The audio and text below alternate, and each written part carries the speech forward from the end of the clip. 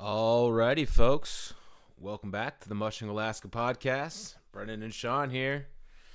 Bro, how's it going, man? How you doing? I'm doing wonderful, man. It's April. Crazy. March it's over. It's crazy how quickly it goes, man. That was the quickest month of my life. Very nice, very nice. So how was what were you doing over on the glacier today? Oh yeah, just stomping around on the glacier with some folks from Seattle.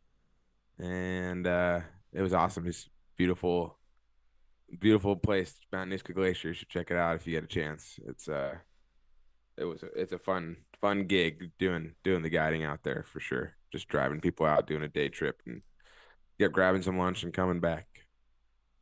Nice. Right This on, moment was right brought on. to you by Great Land Adventures. This moment brought to you by. Well, good stuff, man. I wanted to get back with you and do some more kind of recap, breakdown of the Iditarod. Last time we got together, we, we kind of, I feel like we just scratched the surface. If I'm being honest, we really focused a lot on some of those checkpoints that you had been at, and kind of talked a little bit about your experience, and so I really enjoyed that, and hopefully those of you who've listened to that enjoyed that as well.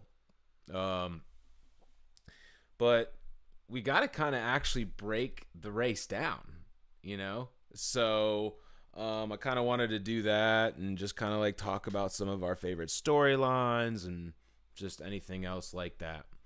And so, as some folks kind of trickle in, if there's any questions you have about the race or anything that you want us to discuss, feel free to drop your questions in there.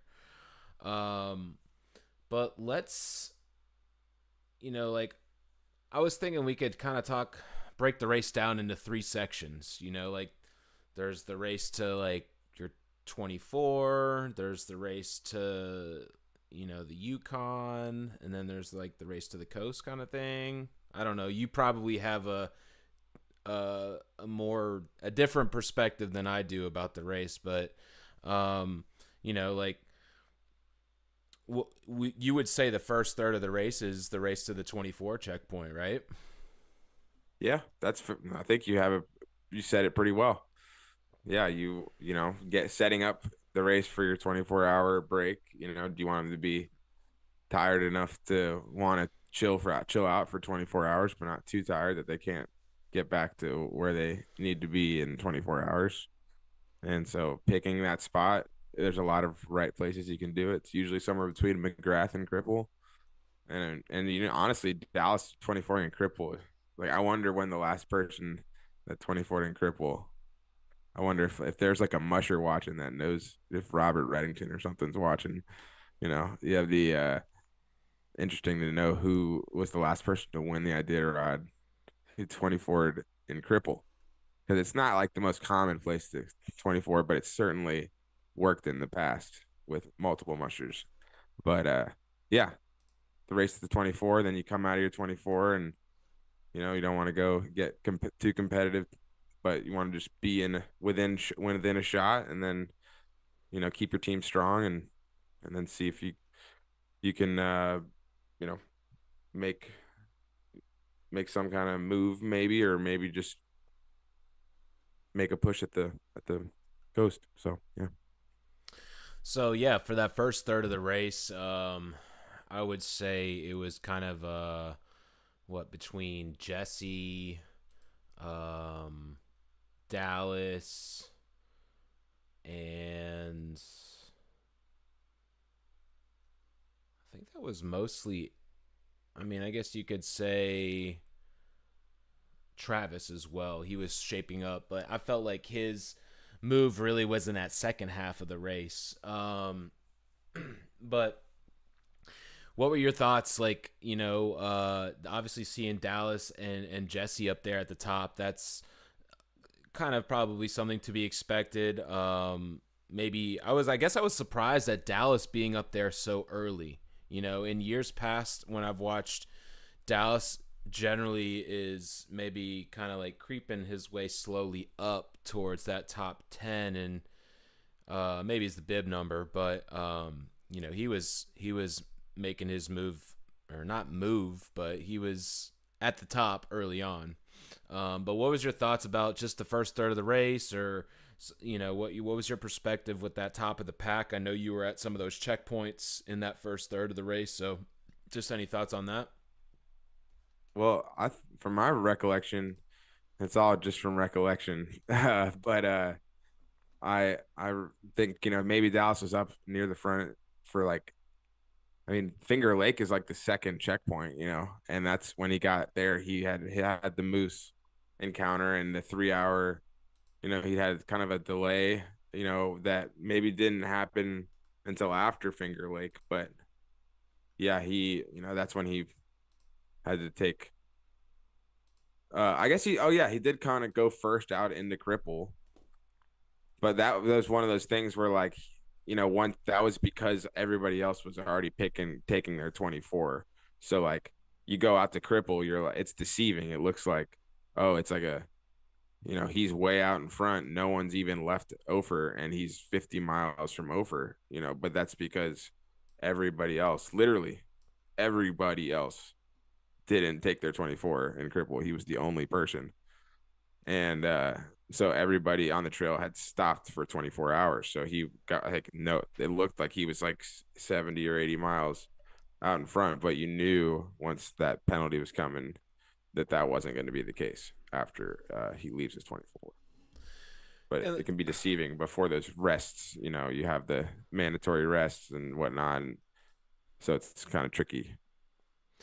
and you know,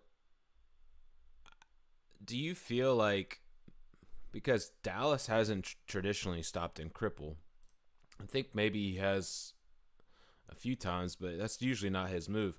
Do you think that once he kind of saw how things were shaping up with Travis, and then also once he, got that penalty, that like Cripple, he if he had done anything earlier than that, it wouldn't have been to his advantage. That's kind of how I see it. I don't know. What's your perspective on that? I think that's correct. Yeah. Uh, it wouldn't have been to his advantage. I remember hearing him say while I was out there something along the lines of, if I had stopped in Ophir, like all my other options, you know, didn't make sense. They would have been too well rested going into their 24. So he felt like he had to make the push, but it like, also at the same time, it was a slow trail. But it turned out it wasn't like, it was kind of slow for everybody. There was maybe teams were going half a mile an hour faster, which is significant, I guess. But um, it seems obviously he made the right move, but it didn't seem like the right move, I bet, to him in the moment. That's He's like gone through Ophir, and now it's like, well, I've committed, and you got 70 miles to sit there on the sled and think about it. Like, but but yeah, obviously it worked out. And yeah, I was in that first third of the race. Jesse was really foot on the gas. I'm sitting here kind of like, as we talk, I'm looking, just watching the replay and like pausing it and playing it again. But um, I wish that was something that he could have kept up. I know that he kind of talked about his dogs not having it there for a little bit, maybe like in some of the second part of the race, the second third of the race. And I wonder if I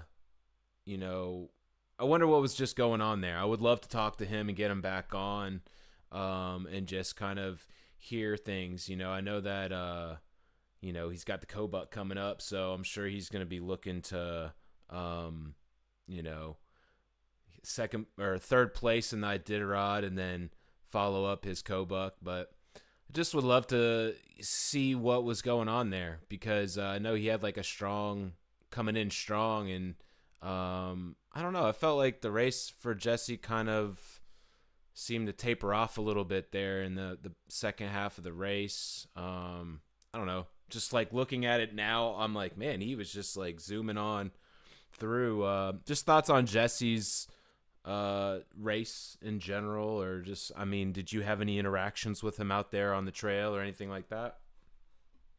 Yeah, I saw him a good bit. I think that I don't know. I wasn't the one that was like looking at his dog team, but it seemed like they were strong all the way through the race. But you know, I'm not the guy on the back of the sled, and he took some extra rest in you know Caltag but on at Old Woman Cabin as well, and at Unilicleat like stacked up. I think that was his runs. So he, pretty conservative from New Lotto to go New Lotto, Caltag, Old Woman, Unilicleat.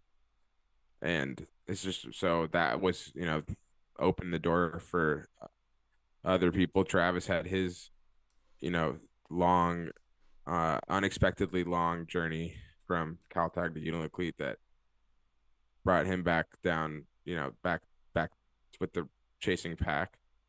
And then Dallas just kind of did his thing or whatever. I mean, he just kind of what I think he ran New Lotto to Caltag. That's a 34, 36 mile run. Rested 2.5, and then Yep. ran from Caltag to Old Woman because it was kind of chilly, that's kind of conservative, and that's a 40-mile run. It's not even like a crazy move. And then he rested, 3 hour, 3.5, 4 hours there, and then he went through. What did he do? I don't remember if he. Yeah, he camped out past Unilicleat, and that's where he began his. That kind of set up his whole coast once he made that decision. But it wasn't like he did these like monster runs. Really, he didn't do anything over. He did that one run, obviously at the end there before coming into White Mountain. That was a long run, but he was coming into an 8 hour rest too. So, 70 going into an 8 hour rest. So yeah, that was it was just like I don't know. I'm not like a master of like strategy and stuff, but it just seemed like he didn't really make some like crazy move, but he just made a kind of like a just general like I'm here knocking at the door. And dude, I talked to Dad, and he was like, Dallas is like Tiger Woods on a Sunday wearing a red shirt, and then like anyone that's in the group with him is like, oh shit, like Dallas is like on the trail, and like I wonder if that affects just like your decision making, and if you're not familiar with golf, you know the Tiger Woods in his prime, if you're playing with him, you just be like, oh my God, I got to play against Tiger Woods. I'm so like I'm in trouble, and it affects the way that they end up playing. I don't think that maybe happened, but I just, maybe it did. I don't know. It was, but yeah, it was just a solid race, an incredible comeback for Dallas, of course. But yeah, he didn't make a big, crazy move. Yeah, I agree with that. There was no um I logged all of his runs, but I don't have that right in front of me. And you're correct. He had that one long run into White Mountain. He had the run to Nome. Those were two of the longer ones. And I think outside of those two runs, he had like one other run that was, I can't remember if it was, I think it was 8:45, but I think it was the run into his 24. So, like, all of his Yeah. longer runs were all into a 24, an 8 hour, and the end of the race. Mm-hmm. Um, but on that note that you were talking about with Dad, it brought a smile to my face because that is really it really is a good comparison.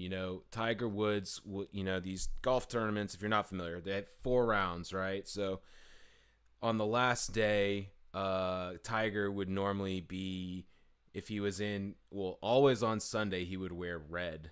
And it's like, it's almost like an intimidation factor or whatever. And I feel like,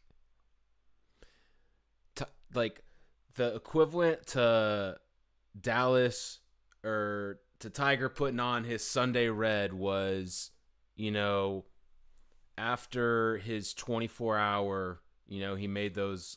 I think it was like within 2 or 3 runs, he was boom in first place. I think it was 2 runs. I remember going to sleep, and he was behind by like 4 hours, and then I woke up, and he was already in first. So yeah, I really feel like Dallas put on a masterclass. Honestly, like he did it, and like if you go back and you look at his or listen to his interviews, he doesn't feel like he has a super team. He feels like he's rebuilding. Like in the future, I don't know if he's running next year or not. But like I don't think he's looking to keep that same team that won this year. I think he's looking to like rebuild. His ability to do that with all the adversity that he was up against, with the run-in with the Moose, with the time penalty. But then like once he got to the coast, it was like he was done.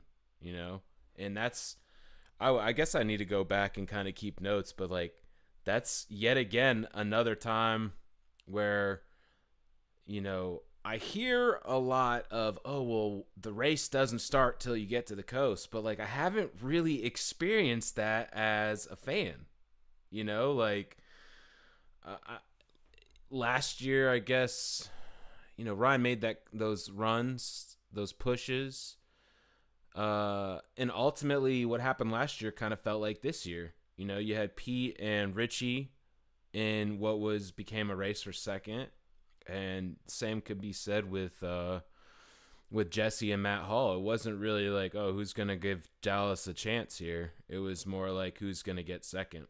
So, I don't know. Any thoughts on just anything that I've just said? Anything pop into your mind? Any reactions there? Yeah, yeah, obviously it's crazy because like everybody else in the Iditarod that's trying to win, Matt Hall and Jesse Holmes and Paige Drobny are just Jeff Dieter, so uh tough and really well organized at being able to pull something like this logistically off, but also just put together a series of good decisions out on the trail. Their abilities, what Matt Hall, Jeff Dieter, Paige, Jesse, Pete Kaiser, Milla, Amanda, all these, Jesse Roy, all these people are so talented. I mean, absolutely incredible mushers, incredible dog people. I mean, for Dallas to like beat those that caliber of musher and then look back, in 2012, his first Iditarod, when there was 70 or 80 teams in the race, and a number of Iditarods after that as well, and yeah, it's not like, it's just crazy to be this dominant in with a sport with so many variables. Like, there's no, it's such an ever changing race to like be able to face like 10 different flavors of adversity and make and do it, perfectly. Yeah, it just is. It doesn't. It's just such a well-round. I don't know how he's beating these people 6 times. It just is crazy because they're so good. That's why it just is. It's impressive. And then shout out to the humility of Dallas too. He's not being like six. I won six, like in your face. I would. He's like never. Obviously, no one would do that, but he's just like never even mentions that he won. Maybe he did once or twice, but I haven't seen it. That he's got the record, is officially the GOAT. But we can stop talking about Dallas because we've talked for like 15 minutes about him. But yeah, he's the GOAT for sure. Good guy. Okay. Well, at some point we'll get Dallas on, and I will enjoy picking his brain a little bit, and I'm sure it'll be a long episode when we have him on, just because he's He's just so well spoken and has a lot to say, and I look forward to getting him on at some point. I'm sure he's probably got a bunch of stuff on his plate and then taking some time off, but he is definitely going to be someone that we'll get to. Um, let's see, Kara. I'll strong arm him. Yeah, yeah. You can, I don't know. We'll see. Hopefully, he can make some time for us. Yeah, I know that we're like literally bottom of the list for him, but we'll He see. gets nothing out of this, but he would, He'd yeah, have some fun. He'd have some fun with it. yeah, for Um, sure. and yeah, Kara just said she was impressed.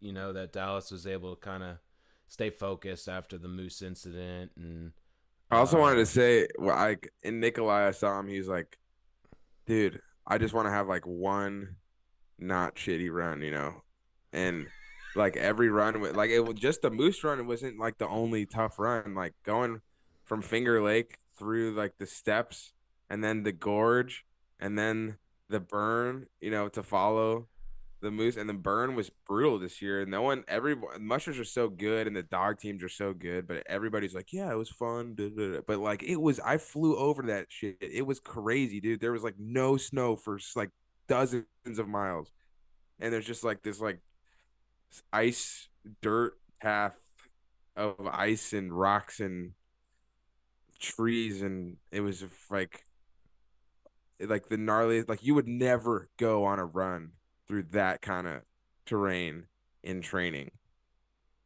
It's like you'd be like, no, this is ridiculous. We're not going to take the team out on this. But it's right. like the Iditarod. We're going to do, it's like we just do it once a year and they're 300, 200 miles in or 150 miles in or whatever. But yeah, that was it was just a lot of tough runs, for everybody. But you know, everyone only talks about the Moose, but the Moose dwarfs everything else that was still significant. All those tough runs. So yeah, like on that note of switching subjects, and we'll not go into lose too much time on the Moose, and we've done our fair share of chat on Dallas, but one thing that stood out to me is, especially going back and listening to some of those rookies and those like back of the Packers, is it seemed like the steps and the gorge were like, I think Laura said, like he finally he got to, I guess, to the bottom of the steps and like looked back. He was like, did I just do the steps? Was that the steps? And literally like all the people that were in his, within 5 or 10 mushers each way of him or whatever, they all said the same thing, and I thought that was interesting. Did you have a chance to see? I guess you flew over the steps. Are you able to like see that Yeah, in detail? I got to see the trail, that section of trail. It's crazy because it's like in the valley of these mountains, but it's like a super, like I think it's from glacial history there, that it's just this super bumpy, weird valley floor where there's just these little hills and mountains you can't, there's no like just easy path through the valley. It's just like pretty pretty insane that they put a trail through there. That area specifically, Finger Lake into Finger Lake, or leaving Finger Lake and going, from Rainy Pass through the gorge, like the trail is like I can just imagine like the first guys that are like, all right, we're gonna make a trail through these mountains, just right through there. He's like, which one do you like? You want to go over the left? Over the left? Look good to you, or right? And and it's just a crazy impressive that they made it through the Alaska range, man. It's a gnarly mountain range. Anyways, but yeah, the steps, when my experience, I did them 3 times, when once in the wrong direction. But they're just like, I think they can be like really trenched out and difficult, and they are like definitely a little bumpy, but it wasn't, going for one. But people crash there, dude. It's a sharp, steep drop, but it's not like a long hill. It's just a quick moment, you know, times Okay. three. Okay. Yeah. Interesting. Interesting. Anyways, I All don't know. right. So, I asked you to think about some of your favorite stories, storylines, occurrences, whatever you want to call it, of this year's race. And so I thought that maybe you and I could go back and forth and share one in no particular order. Um, and so I figured I would start off to get the conversation going. One of my favorite storylines from this year was Wally Robinson. I love how everything played out about his Iditarod experience. I love how you have someone who had probably given in to the fact that they would never even run the Iditarod again, right? Who 2 months before the race wasn't even thinking about it, was just thinking about his daughter and his son, and have closing out a successful race season for them, right? Getting them ready for the junior Iditarod. And then the injury to Josh McNeil, and then they're through their friendship, he swoops in and gets to run that team. He gets all that experience for those dogs, and in the process, he wins quite a few awards. And dude, he balled out, man. And so for me, as your average couch musher, that was one of my favorite stories. I was curious about if you had any time with him out there on the trail, or if you were able to get any good look at his dogs, or just anything about Wally that you wanted to talk about. Dude, I was so stoked on Wally. I saw him at almost every checkpoint, and he was. I'd always just be shouting out Crooked Creek Kennel and Josh McNeil, and repeating that same story you're telling. And just he was like up there and stayed up there the whole race. Like he was just there in between like 5th and 15th, like the whole entire time, and he finished in 11th, I think. And just really solid, and did not know that was what his intent. I mean, I don't know if he knew that's what his intentions were, was to do something like that. But like obviously the dogs were up for it, and he's a master dog man. Like I know it sounds like, oh, he came back and it's first I did right in 23 years or whatever. Dude, the guy has had sled dogs for like 30 years. So, he's lives in Nenana. He doesn't live in Anchorage. Like he lives in like some tough country, and is out there with his dogs on the trail every winter for 3 decades. So, and then I didn't really know the extent of his experience. And then it slapped me right in the face watching him run this race. You're like, oh, this guy's like, he wasn't even like sitting, like there was never one time that I saw him that he was just like he just looked like a totally comfortable, confident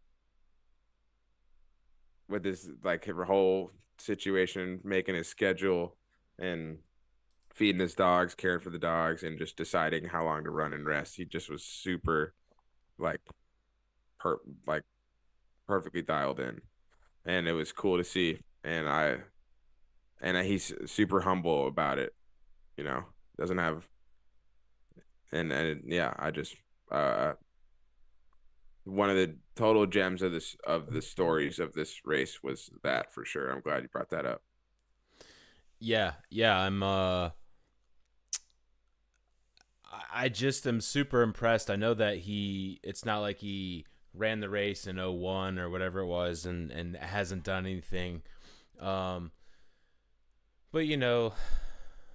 to pull off a competitive race like he did, and he won what award, Brendan? It was so he won most improved musher. Most improved, 40th in 01 to 11th. And then he won the Leonard Seppala Humanitarian Award. He finished with 14 dogs, so he only dropped 2. The most in the race. That was the most. The next closest, no one else had 14. No one else had 13. The next closest was 12. And I was looking at that real quick just to give you perspective. 1, 2, 3, 4 teams finished with 12. So it's impressive what he did with a group of dogs that he had limited experience and time on the runners with. That to me is just like the whole entire story. And like I think you hit on a really important piece with like that makes it like the icing on the cake to the stories. He is such a humble dude. He just like I mean, I've never even spoke to him, but just watching him on all the different interviews, all the different insider, watching the banquet at the end, him accepting those awards, going on stage, he is just so humble. And I don't know how you could not root for a guy like that. So for me, I mean, we could talk more about it, but for me, that was one of my favorite stories from this year's race, and I thought that was a good one for us to lead off with. Yeah. Um, I'll do one of the race and one of like my experience on the checkpoint, but like Ryan Reddington, uh, like basically deciding for a number of reasons to just not have a competitive race. Uh, and Uniloclete, maybe his dogs just weren't up for it or whatever. But then he got back out there. He was rested at Uniloclete for a long time. I don't know how long, but I got that for you. If I recall, I think it was shy of 24 hours. yeah, and so he can then march down the trail and was going super fast the whole time and went and finished his race. Okay, I want to shout out Will Rhodes, who had probably the fastest run times of the entire Iditarod for like several legs of the race. And yes, he did take his dogs on 8+ hour rest several times, but hey, it's pretty fun going 9 miles an hour down the whole trail, I bet. Not many people get to experience that, so that was kind of cool. And then I remember, like, just to give you an idea of like volunteers, like I met a couple volunteers in New Lotto from Portland, and they just like, you know, are wearing like not the most, not the biggest winter gear I've ever seen, but they're out there, they're out there and wearing layers, and you just tough it out and running in front of dog teams, parking them, and they come down up to Alaska to do this for 5 days, and then go back down to Portland. People like that, and they've been doing it for multiple years, and it was just cool to meet some of these people. There was this guy in White Mountain, I can't remember his name, but he was turning 75 and he looked like he was like 55, and he was out there raking straw and like managing the checkpoint, and he's from Idaho and retired, and he was just out there just solo, just vibing, volunteering for the Iditarod in White Mountain. It's just cool. It's cool, like the stories of those folks, and they've all, like, a lot of people have been doing it for a long time. So we had a really good time, me and the volunteers, connecting. Nice. Nice. I love it, man. I'm sure you had a great time with them, and you know, the background that we have, just like where we come from. I remember even just like while you were at your race, just kind of interacting with the volunteers and having a good time. Everyone is like so friendly and talkative, and well, maybe not talkative, but like once you initiate that conversation, it's just like it's a breath of fresh air to get someone to talk to. So I remember that when we were, doing that. So I'm sure you had a good time doing that, and especially at some of those checkpoints where maybe you get dropped off and you're by yourself. I'm sure you're like looking for Yeah. some human connection, if you will. Yeah, the two dudes running Cripple, they've been doing it there for many years, and they do Iditarod too. Those guys were uh both live in Homer, and they come up. They work 2 weeks out on these remote checkpoints of Iditarod in southern route and Cripple in the northern route, and but yeah, it just put an entire like 10, 15 years of work into these places. That's crazy. So, is there anything else that you want to bring up before I bring up my next Yeah, you go for storyline? your next. I brought up like seven, so Yeah. That's fair. I don't feel like that was seven. That was like a little half sentence here, a little half sentence there, but okay. Um, the next one I wanted to go to, and I was really interested in getting your perspective on this, is and it wasn't necessarily like a storyline that a lot of people were talking about, but it affected two different mushers, and that was dogs not enjoying running on the sea ice. And we saw that it affected Deke. We saw that it affected Sean Williams. And it was at two different points of the race. Deke, going from. This is where going from Shaktoolik to Koyuk. He went out and Deke? Deke. No, that Yeah. was leaving a new lotto. Oh, you're right. You're right. Excuse me. Thank you for correcting me there. Nulato. So, I was there. yeah. It's all good. Yeah. Well, thanks. That's why you're the guy that knows everything, and I just like ask the questions. So tell me just about that. Like, did you witness the dogs not enjoy that, or just first of all talk about Deke and if you saw that or not? My understanding was, yeah, his team was crushing it. I mean, like just doing great, taking it super easy. I think he was near 20th place, Yep. maybe about to start to make his move down in the top 15, and try to and his dogs, I saw them there. They were just like super jovial and they didn't look tired at all. And then they left and you see him out there just not moving, like 8 or 10 miles out from Nulato, and we were at the checkpoint, just like, yo, like that's weird. And you know, uh, we had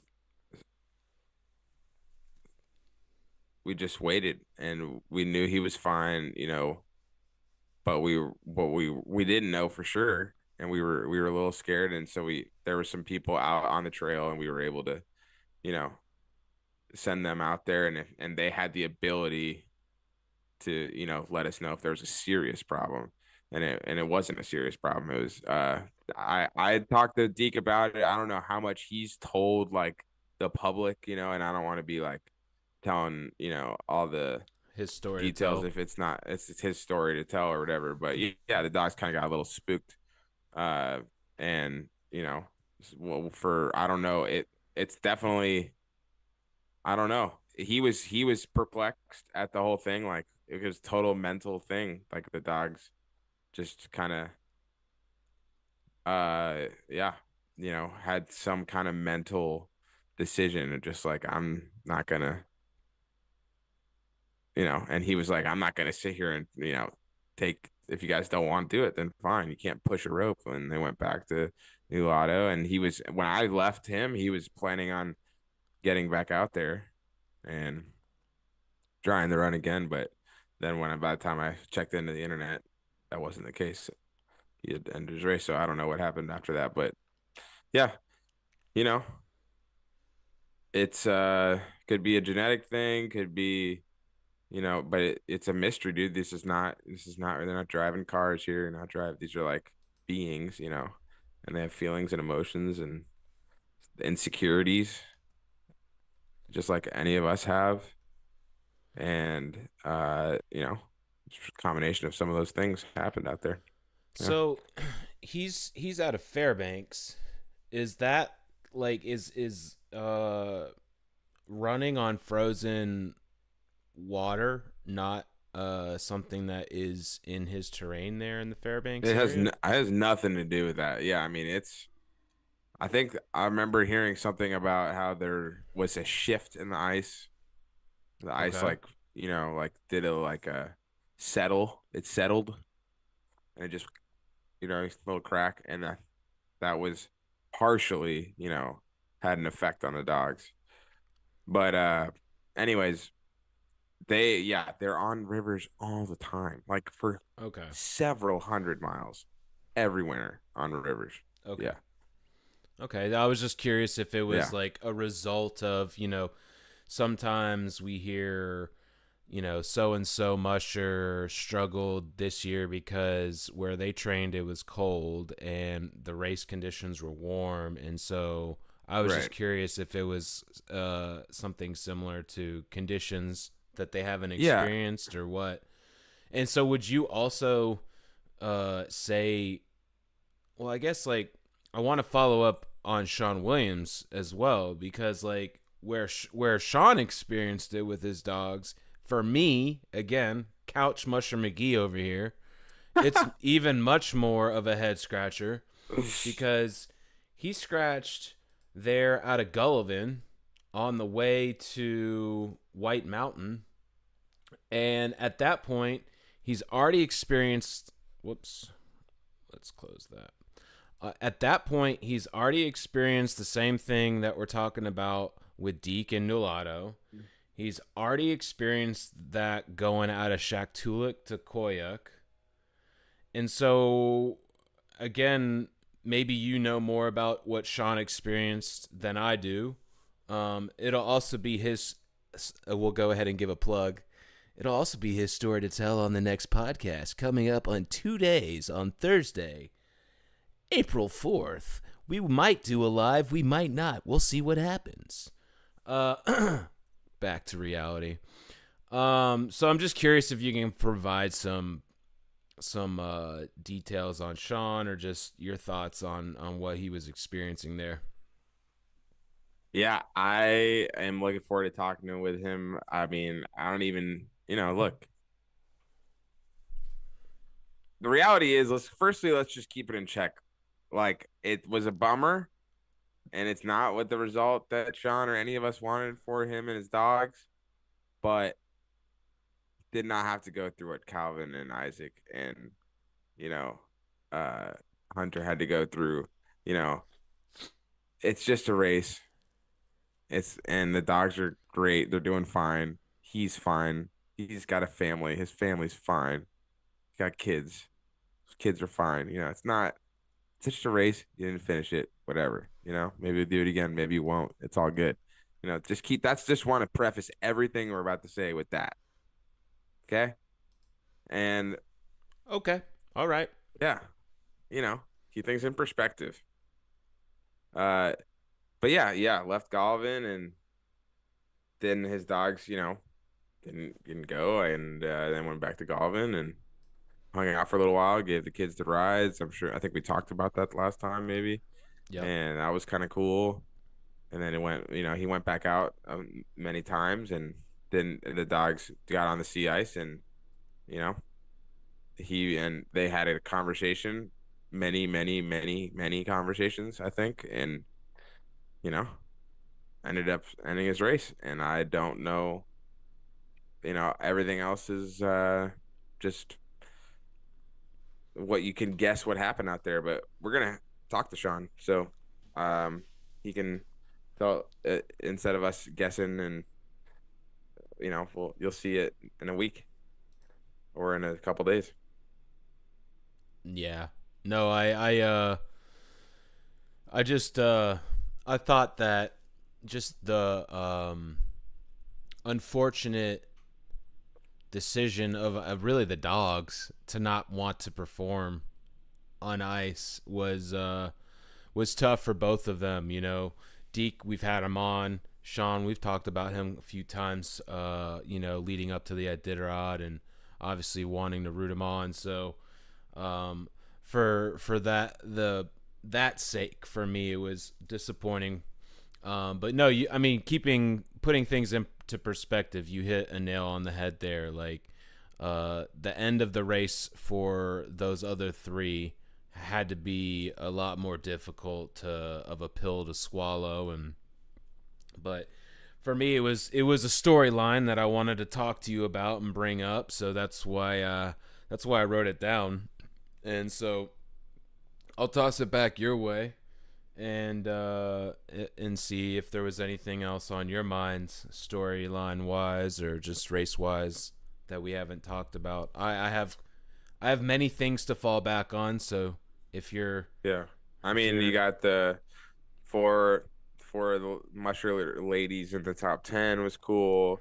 You've got uh Amanda, and Jesse Royer and Pete Kaiser left within like 10 minutes of each other from White Mountain.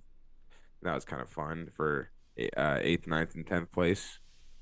And Amanda ended up taking the cake there. And um, you've got, surprising to see Burmeister scratch in Unilocleat. That was, uh, you know, just kind of happened. And he's had an incredible career, and maybe he'll keep mushing, maybe he won't. We don't know, but that was, big news. Matt Failer, he helped Hunter in his time of need. I read an article about that. I don't know if you saw that, Brennan, but No, I uh, didn't actually. I mean, I watched the banquet and he got, let's see, what were his two awards? He got at least two. Um, what Sportsmanship Award, Donlin Gold Sportsmanship Award. That he got $3,000 and a plaque for that, and he also got the Herbie Nayakpak Memorial Award. close. Um, Nayak Puck, I believe, is the what did pronunciation I or say? whatever. I thought I said that. Nayak Pack, I believe you said. Nayakpak. Herbie Anyway, Nayak Puck. yeah. Anyways, anywho. So yeah, Yeah. he won I don't those know. Maybe two. I'm wrong. He won those two, and I watched him come on stage and give his speech. But can you kind of fill us in a little bit more on what you read in that article? Yeah. Well, yeah. I read in the article that, Hunter had this terrible experience. His dog had passed away, George, and he was, in the middle of the trail and with his dog team, and Matt was like, I just want to get around this team. Let's and then he stopped, and you could just see the look on Hunter's face of like, fuck. And so he was like, what's the problem? And they're like, they mushed together to Old Woman Cabin from there, which I think was like another 45 minutes or an hour. And then he was like, I'll stay with you. Well, they took a 6-hour rest, mushed to Unilocleat. He was totally, it could, coulda, shoulda, woulda, whatever. But he was thinking about being competitive. He was thinking about top 10, and he was competitive, and he finished 13th, I think, or 12th. And but he was thinking about trying to finish higher. And then the second he ran into that larger than life, larger than the race situation, it was a no-brainer. So that was cool. I think he's won that award. He's always just been he seems like he's just always got crazy stuff happening around him on the trail. And but clearly he's a good friend to anybody out there. And it was, I think in some ways that award, is just as good as finishing up Top there 10. in the front, and then everybody in the race, whether they're rushers or volunteers or whatever, are we just all are thankful for that and excited to see Hunter in the Kobuck. And yeah, that was a cool storyline. And And just to follow up, I got Sean, another storyline too, but go one, ahead. one sec though. So you mentioned him, Matt Failer, and his awards. I was just looking that up. So he has won. He's no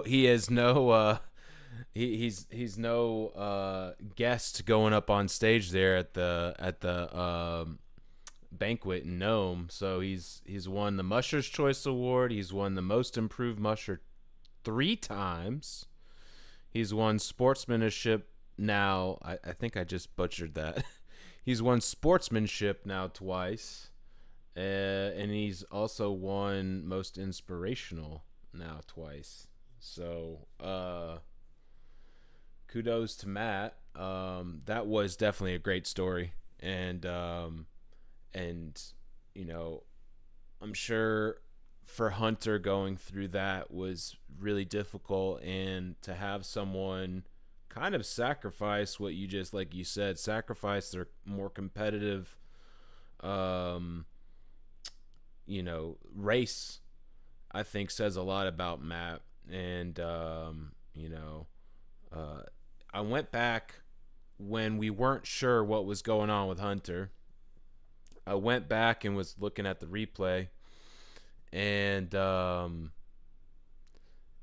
were quite a few different mushers that were in that pack, right? Where whether it was a little bit in front of Hunter or a little bit behind him. And so, Matt was the first one after it happened, but I just think that, definitely a respectful thing to do. You get this race once a year. You put a lot of time and effort into it. He's coming off having a child. He's trying to have a competitive race, and he did what was right for the situation. So hats off to Matt. He deserved those awards. Yeah. So sorry. Proceed with what you were about to say. I know they were that the thoughts are just falling like rain. You're like, oh man, everything's flowing right now.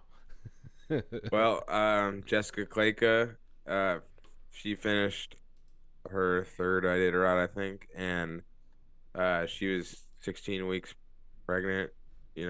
Bacon. She said this in the. I don't know, maybe I'm wrong on the weeks, but she was certainly, you know, pretty pregnant. She was pretty pregnant, and Oh that's, yeah. I don't know, it's I never personally been pregnant, but I'm told it's pretty hard. That's, you've been around pregnancies a little bit more than I have, Brendan. Maybe you can speak to it, but running the Iditarod 3 months pregnant or more is, you know, Yeah. something. I can't speak to what it must be like, but I can. You're like, look, man. Let me tell you about a firsthand experience, okay? No, but Oh obviously God. having my wife, who we have our 2-year-old, the idea of anything physical like an Iditarod at that junction, it just seems.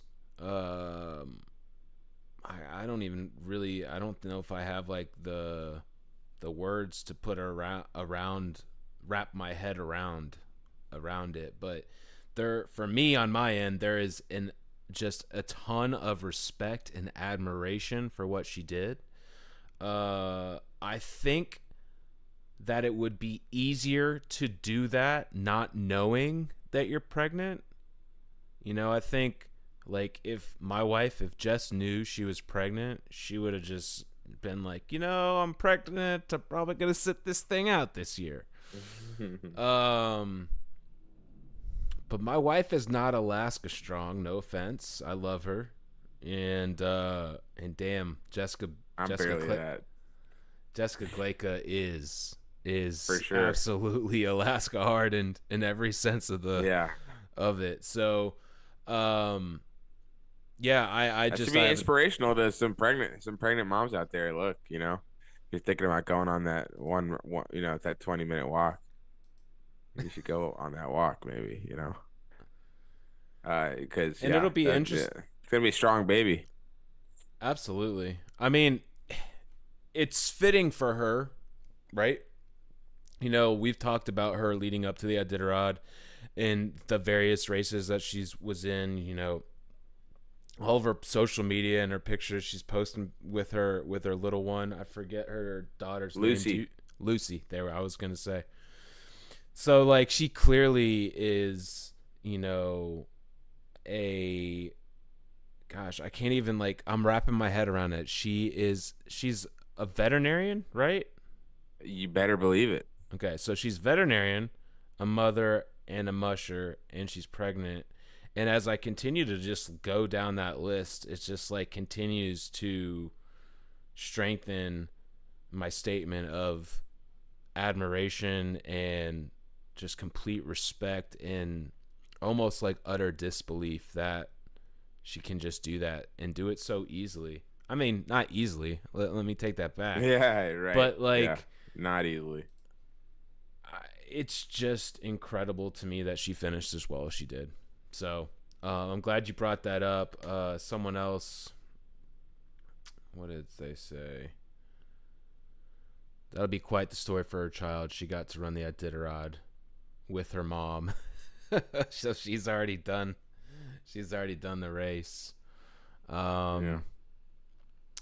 And then I do want to go back. You kind of were quick to talk about the race for eighth. I think it was 8, 9, and 10 with Amanda, Jesse, and Pete. So they actually got caught in a storm. Are you aware of the whole storm thing? Yeah. Yeah, I don't know how intense the storm was, but you know, I briefly chatted with Amanda about it. She said it was, it wasn't. It was just, it was some classic coastal shit. But yeah, I don't know. I don't know the details of it. Got you. And then someone made a comment in here about Paige and her run this year.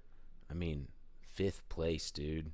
And Dude, I don't know if you watched kidding me? any of her interviews. You talking to but, me right now?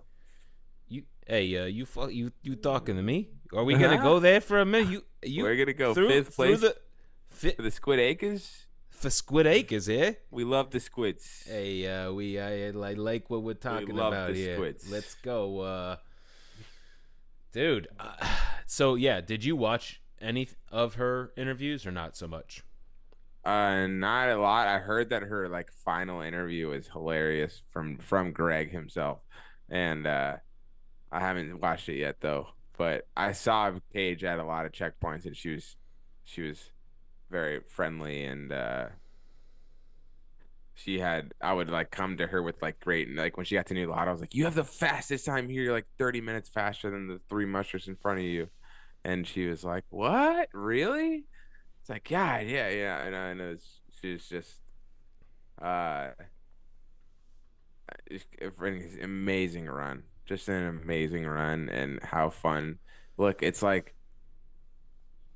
in some ways, it's got to feel pretty good to just take your 5th place and not like push, too hard or anything, and just be like, and she still pushed, obviously. 5th place is 5th place, dude.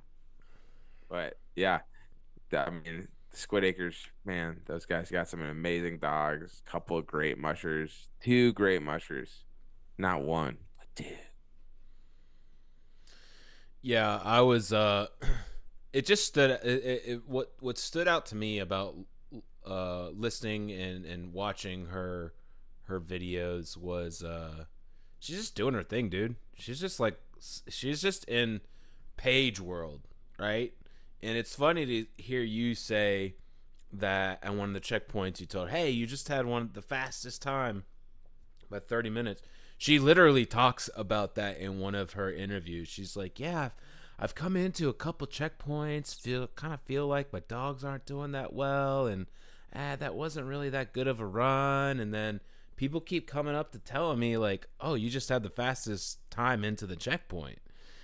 And so I think maybe That's pretty funny. I forget which guest I was talking to about that. I think she kind of talked about that a little bit. I forget if it was, I think maybe it was Unilacleed. It could have been also in Koyuk as well. But I was waiting for her to maybe be like, you know what? We're pretty far into the race. Maybe I should kind of like push it and see what I could do. And yeah, she, like you said, she got 5th place running her race, and she didn't really have to. I don't think she was looking at other mushers and altering her decision making. I think she stood true to what she was doing. It's true. And You're right. super impressive. And what? How many dogs did she finish with? She finished with 9. Okay, and she had 14 up to Caltag, and then that's when she lost a few. But yeah, I was super impressed with her race as well. Um, and then also you kind of, again, you were quick with it, but I did want to hit on Paige, Milla, Amanda, and Jesse all getting there. The ladies there, top 10. Super impressive to see that. I was impressed with all of the ladies this year, honestly. Um, Absolutely, Josie, rookie I of the mean, year. dude, I finally, Did I I'm gonna, call that shit or not, dude? dude, come on. We've been talking about this for a hot minute, man. I remember when we had her on, and I was like, maybe I shouldn't have said Lock anything it to in. her, but Lock it dude, in, it dude. was. I mean, let's see who gave her the. So Will was the next closest rookie at 20 in 22nd, and I wonder what the total hours is there. But yeah, I mean, I feel like she kind of had it there for a while. I know that Gabe was also close, but I guess technically they don't say that it's her rookie run since she's already run it once before. She was still a rookie in the sense of not having finished the race, but she wouldn't have been up for the award had she gotten faster than Josie, which is something that I learned talking to Josh McNeil. I thought that when I had him on first, I was like, oh, well, it's going to be between these two, and he was correcting me that um, that wasn't the case. And then, even at the back of the pack, I just want to talk about Anna Hennessy and Laura Kittleson, man. Like, every single interview that they did, it was just like I enjoyed their interviews. I enjoyed their fresh perspective. Um, Anna just seems like so what's just like happy go lucky, I guess is how I want to describe her. Just again, this is only based off of me watching her interviews. And then Laura just seems so like level-headed is kind of how I would describe it. She, to me, when I heard her interviewing, she didn't sound like a rookie. She just sounded like someone who's out there doing the job. And so I do want to just kind of give some shout outs there to those ladies. And I don't think we missed anyone. I don't want to I be want to like, give some shout outs. oh, we got also talk. We didn't say anything about Anna. She's the only. I was gonna say, oh man, I would feel bad if we didn't talk about all of them. So we also got to throw out Anna. I know she wasn't happy about getting the number 2 number and being the first one going. We talked about that, Christy and I. She's like, yeah, at the end of the day, it doesn't matter, but there's just, I guess, maybe a little more nerves that come with being that first one to go. And like, I think Christy was kind of talked about it a little bit, like, they're not going out there to win the race. So, just knowing that you're going to have some mushers that are going to, like, there's only mushers are passing you when you start where you start when you're the number 2 bib. Um, so yeah. Any other thoughts on the ladies? Mm-mm. Nope.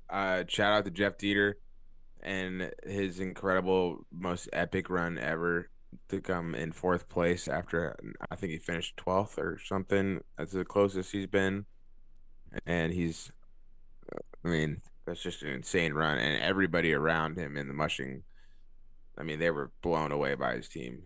They were just, I mean, it was every checkpoint he ever went to was his team was just screaming and barking, coming and going, and yeah, masterclass by Jeff Dieter. I would say, uh, shout out to Jeff Reed and Joshua Robbins and Laura Lauro Eklund running a great race. Ben Good, we're hope to have on soon. Did awesome. Um, and gosh, who was what else was I thinking? Well, while you're thinking of it, I want to hop in there real quick and just bring up because I did have it on my notes was to talk a little bit about the Red Lantern. Um, and I'm excited to talk to. I think we're trying to get Jeff on. I don't think we've quite synced up with him yet, but that is in the works. Um, but for a while there, I thought that Joshua Robbins was looking like he was going to be the Red Lantern, especially this was kind of around the time where, who was it? Where Bryce, where Bryce he made it to Unalakleet and then Scratch. So after that, I was like, okay, well, right now it's looking like That Joshua was who I Robbins was gonna talk is about. yeah. So we'll follow back up on that. Um, but I was a little bit concerned with Jeff when he was having some issues. I forget exactly where that was. Maybe you can fill in this Safety, story. dude. That was in safety. Yeah, the So last checkpoint. yeah, dude. Do you have any intel or do you have any info on that? I don't I don't have a ton of info, but I Okay. think it was like it's pretty windy. Teams were struggling. You're just kind of getting your head, the docs getting their head. But yeah, it was the toughest run of his race, leaving White Mountain. Yeah. So yeah, hopefully we'll get him on and we can talk to him a little bit more about that. Obviously, I was glad to see that he was able to get the team to Nome, and so I'm sure he was happy as well. And you know, I think that he will have some good stories to tell if we're able to get him on. But yeah, let's go back and talk for a second about Bryce Mumford. Yeah, Bryce Mumford and Aaron Ultimus I wanted to talk about. Okay, sure. Um, yeah, that they both did awesome. They both, came up. I don't think either one of them had ever mushed up here in Alaska. They made it pretty far, for Ruby and Unalakleet. Um, I think they learned a lot, and I hope to get them both on the podcast so they can tell us the story from their perspective because I don't really know what all went down, but you can. I have my guesses, but it'd be better to hear from them. We've been in touch with both of them. I've talked to Bryce a lot on the trail and Aaron as well on the trail and before the race, so hopefully we get to hear from them. Yeah, yeah. A couple things on that. So, you know, we have been trying to get Erin on, so I'll be interested to get her on. She did an interview. I'm not sure you saw it. She did an interview with Katie Joe in Unalakleet, and man, she had a tough run leading up to her decision there in Ruby to Scratch. And I'll tell you what, just going back and listening to that interview, I have a ton of respect for her doing something like that. Kind of, you know, you're still probably pretty emotional and raw after you make a decision like that. And so kudos to her for kind of letting us as fans hear her story. And gosh, man, she talked about falling off the sled quite a bit, and she talked about dog leader issues, and you know, it just sounded like it was a real struggle for her. So, you know, you gotta respect someone who's making a decision that is the best decision for her and for her dogs. And after hearing her talk about it there with Katie Joe, I think that it was clear to me that that was the right decision. And then yeah, dude, I was disappointed that Bryce unfortunately wasn't able to finish the race. I know that you and I had kind of been like exchanging messages, and I was like, "Yeah, dude, have you been having a good time? You chatting with anyone out there?" And You listed quite a few of the folks there that were like back of the Packers that you were enjoying your time with, and I think you had mentioned like Bryce listens to the podcast, and I was, so I was excited to just like it's nice to know that folks listen, and I was like, oh man, well we'll definitely. It's not like we're not rooting for everyone in the race, anyways, but it's like, all right, we'll move him Yeah. up a little. We'll move him up a little bit higher Yeah. on the priority list or whatever.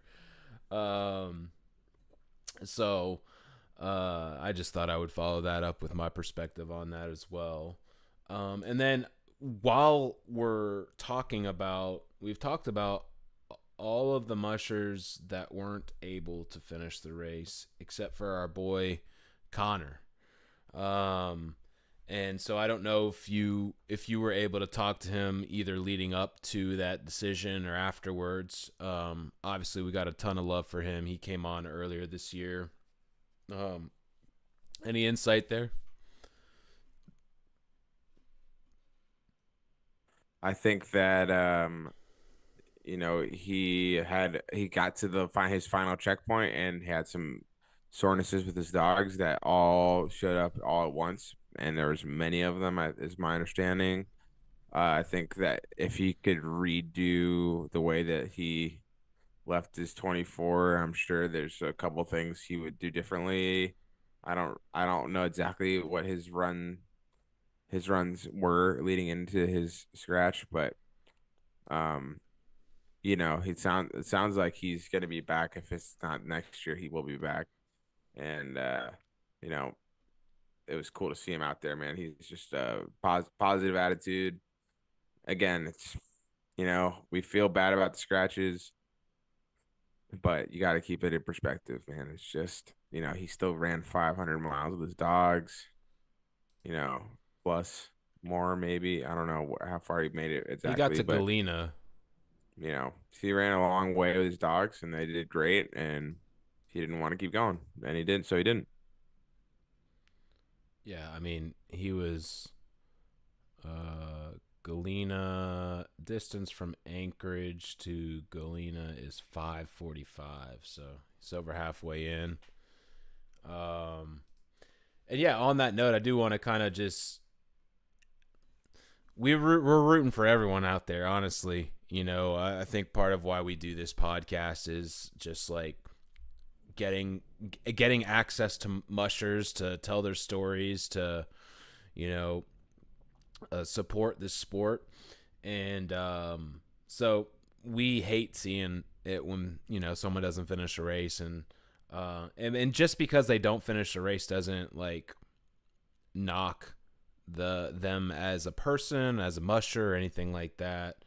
So I'm excited to get some of these folks on because they've put a lot of work just to get into this year's race, and hopefully some, especially with some of those rookies that weren't able to finish, hopefully we're able to see them some point down the road, get there to Nome, and no longer have that rookie status next to their name. So, but you got to do what you got to do sometimes. So, I don't know if you have anything to add to that. Well, I think I'd like to make mine with the closing remarks. I have to pee. Uh, but I would say first off, shout out to Mats Peterson for running a good, solid race.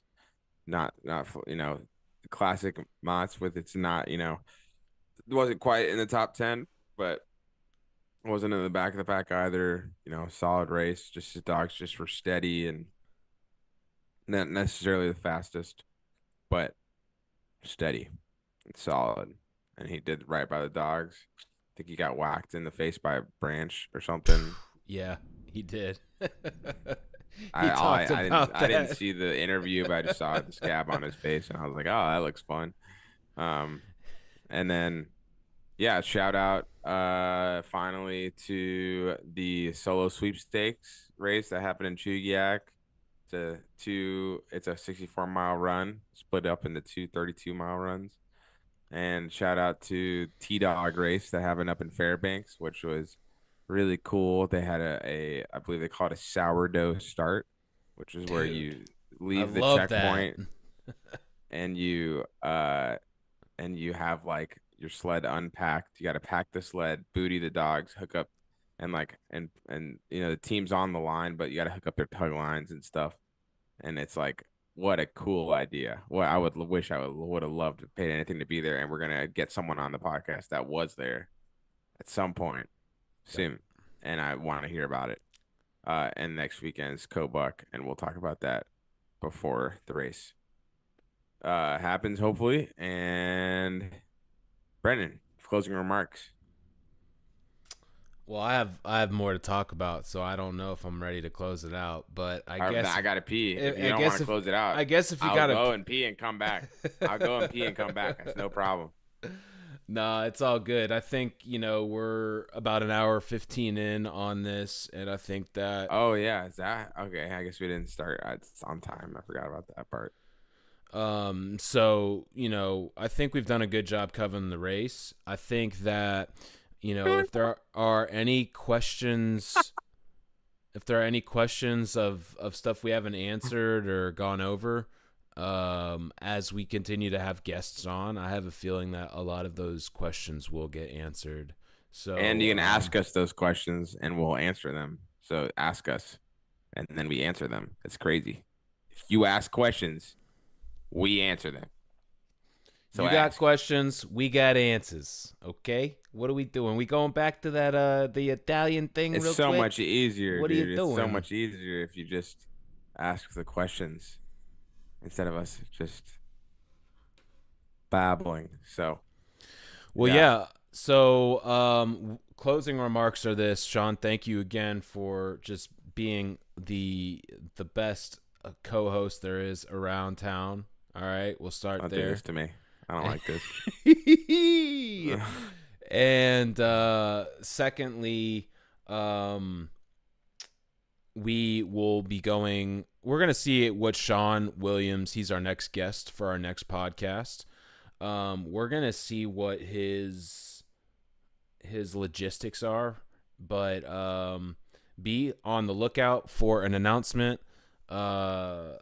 If we can pull it off, I think we're gonna try to do that live as well. And that'll be Thursday, April the 4th. And I think that's it for now. I hope you guys enjoyed the episode, and